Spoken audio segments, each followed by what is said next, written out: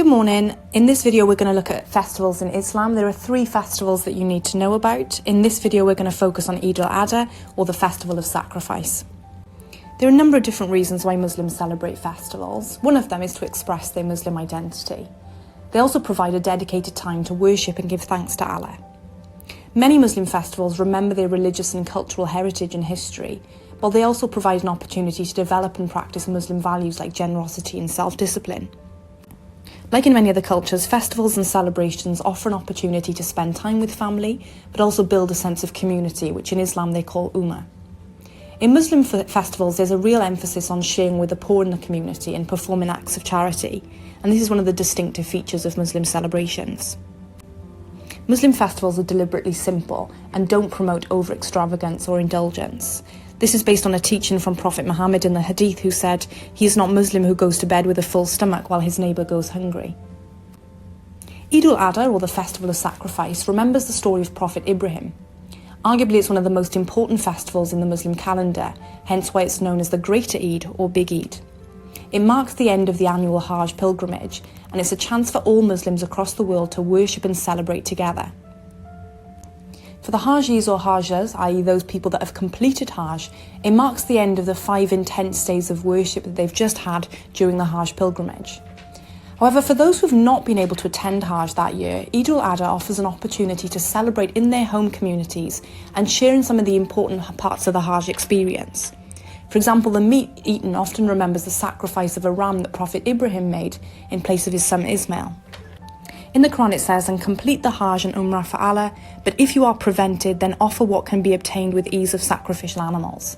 So what this means then, if you can't go on Hajj, then at least sacrifice the animal as a sign of devotion to Allah. Today an animal such as a sheep or goat is killed, often by the butcher. Meat is shared among family and friends, as well as being distributed to the poor in the community. The Quran is clear that it's not the physical act of killing an animal that's pleasing to Allah, but it's what it symbolises that is important. The sacrifice remembers the great personal sacrifice that each Muslim makes in their heart, offering service and submission to Allah, just as Prophet Ibrahim did.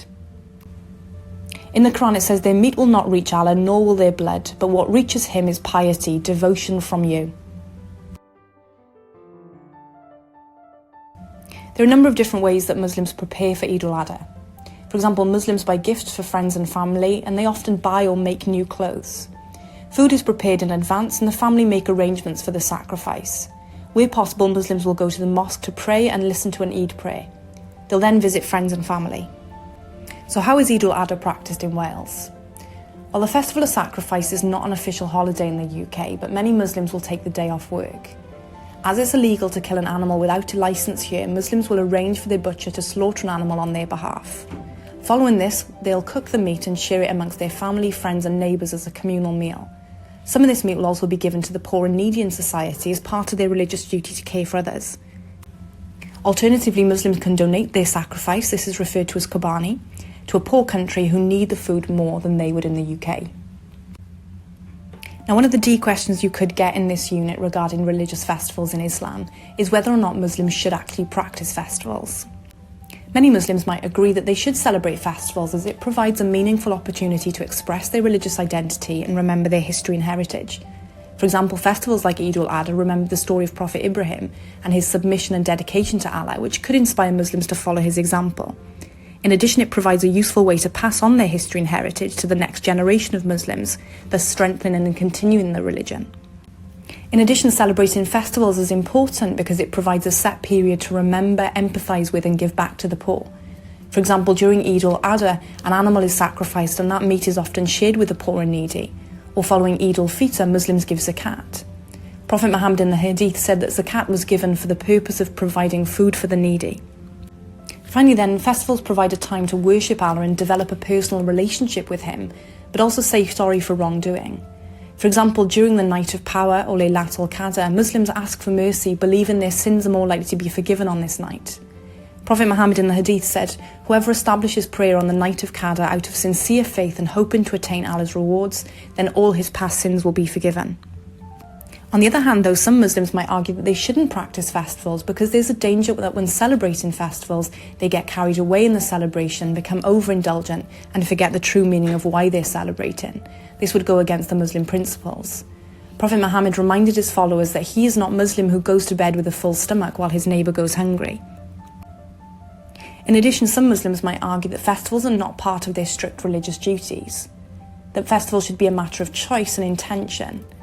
Because festivals are not directly one of the 5 pillars of Islam, it could be argued that there's less need to practice them over performing their other religious duties. For example, in the Quran it says, "O people, listen to me in earnest, worship God, perform your 5 daily prayers, fast during the month of Ramadan, and offer zakat. Perform Hajj if you have the means." Because of this, Muslims might choose to focus on things that have a greater impact. Some Muslims might argue that whilst festivals are enjoyable, other practices are likely to have a more powerful and more valuable impact on the Muslim faith and offer a better way to reflect Muslim identity. For example, you could argue that charity is more important, as this is likely to have a positive impact on society and the Muslim community, providing much more tangible results than just celebrations. In the Hadith, Prophet Muhammad said, "Whoever amongst you sees an evil, he must change it." Some Muslims in Wales might argue that Muslim festivals are not national holidays, and so it's much more difficult for them to practice festivals in a traditional way whilst living in the UK or Wales. For example, the festival of sacrifice, or Eid al-Adha, involves the sacrifice of an animal in order to show devotion to Allah, but this is not a common practice in the UK.